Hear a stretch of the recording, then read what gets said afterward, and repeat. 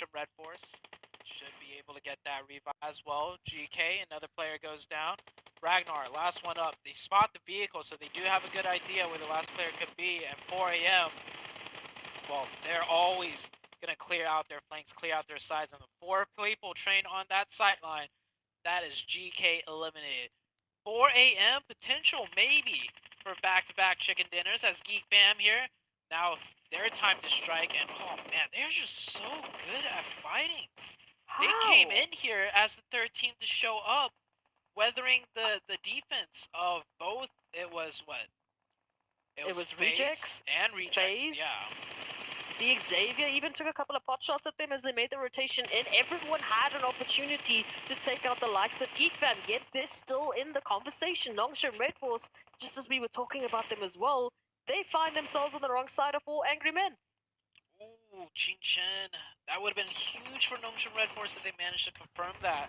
Any knock and confirmation on 4am would be crucial because they're so resilient. IHC finally making their play. They were playing out of Pachinki the whole time, just biding their time, waiting to see where the zone would shift to, and now they strike, and when they strike hard.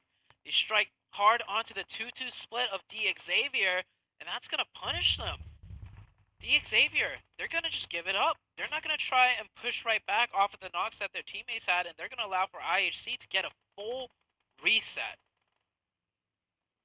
It has been the story of the game makers, not just the game players. You can stay passive all you want, but at some point or another, these teams are going to be finding you. We need that aggression. We need these teams picking their engagement. HC, a deadly force to be reckoned with, having still 4. Geek Fam with only 3, also just as deadly. We've seen their fighting prowess. Mika is knocked that can and should be a revive if they have the smoke utils to smoke and cross over to him. Furious Gaming still has 1. Zone shifts on out. It does go mostly to the low ground. Let's see if 4am makes a dedicated push here. Actually, no, they still have some of the circle to play with for now on the high ground. We'll see how much more they can milk out of this position. As bad story for a Geek Fam, though. Geek Fam have lost the zone, I think, in the trenches. And again, they're moving on in from those trenches. As soon as they exit those trenches, they give that line of sight over to 4 angry men who, for the time being, have been trained on their position. We can see now some movement happening here. 4 angry men sending out some action over towards IHC, but Godless with the turnaround. This is the combination of Godless and Zyle we were missing yesterday. Now we get treated to it. Will they be able to leverage this into anything more? Will they be able to leverage themselves into the final zones? 4 angry men, they need to turn their attention off to some of these threats. Some legendary names right there, Godless and Zyle. I'm so glad to see the both of them playing together. Geek Fam suffers another knock. It's just going to be constant knocks and revives until the blue zone forces them out of the goalie.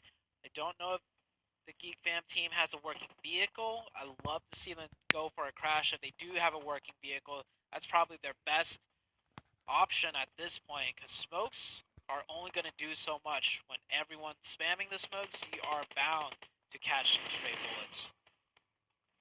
Ooh, King Sheng trying to do exactly that. Damn Root just somehow narrowly escaping all of those extra sprays that are just going through. Geek Fam, surely but surely, they are moving up. They are trying to find another position. Oh, here's Savon, though, with the line of sight that we've been missing from 4 angry men, looking like they might finish it up. But we've still got a few more teams that might change that storyline, that might actually go for that steal. Another knock onto the Geek Fam. They are just really weathering the storm. Can they survive right there on the edge? Is that circle just deep enough to get them into the zone of the trench? See how hesitant they are in leaving that spot. About to get knocked once again.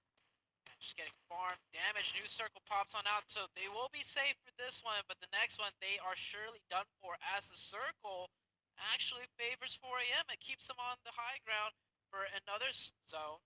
And the last one, well, we're pretty much it. We're going to head into the 9th circle, and it's going to close right in between 4am, IHC, and DX Xavier. My question here is IHC, right? They're just on the outskirts of the zone. They know that DX Xavier are right up ahead of them in that compound. Where's that push? Where are they going to take that control? How are they going to alleviate the pressure that they're going to be feeling in that final zone? Here it is. I've been asking for it. IHC making that move into D Xavier. I think IHC was so slow to make that push because there could be very well be two teams there with those two different buildings. So they don't want to push too early and get third party. But after this much time has passed, I think they've been able to tell, okay, it's just the last two remaining players of D Xavier. Geek Fam now making the play, getting into the zone. But man, yeah, just crossfired and angled from too many teams and people. They will go down. A nice try out for the side of Geek Fam. IHC. Oh my gosh, Furious Gaming. We totally forgot about Furious Gaming in the backlines. That could have been at least two knocks, but he whips it. He gets one down. He gets like two down to 1 HP. And now IHC getting a full reset on the heels. And now it's a 4v1. I mean, it's all four players of IHC trained on Milo Van's position. They know exactly where their threats lie, but D Xavier still up and at him. And four angry men, we can't forget about them like we did with Furious Gaming. They're still involved in this contention.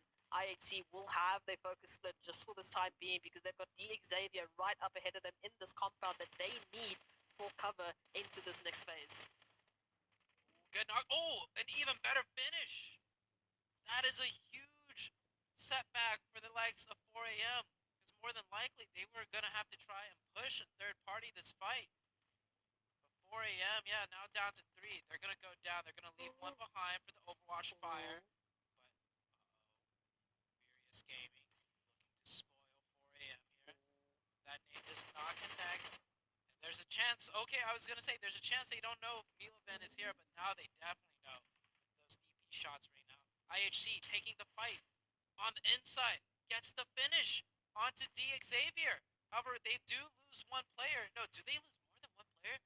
Fierce Gaming taken out. Ching Chen with a nice defense there. Yeah, IHC lost one player, so it's down to a 3v3. IHC with the blue zone pushing in on their backs. 4 a.m. with the prime positioning inside the center of the circle and the angles. This is prime. If any team can win this 3v3 at a disadvantage, it would be Prime 8 IHC. How are they going to do this? Are they going to clear out the tree with the grenades? Oh, Godless. He has an idea. Blue zone coming in. Makes a toss. Gets the knock. Yes! It's good. IHC. Do a 2v2 actually. Ching Chen or Good Xiao got the trade with the weapon. Goes for the confirmation. That's a little bit risky. Sticking your head out like that. They get another knock. 2v1. I think Godless got the knock. No, Godless going for the knock. Backed up in the shed and forced to push out. 4 a.m. making the decisive play to drive down while IHC was just finishing up.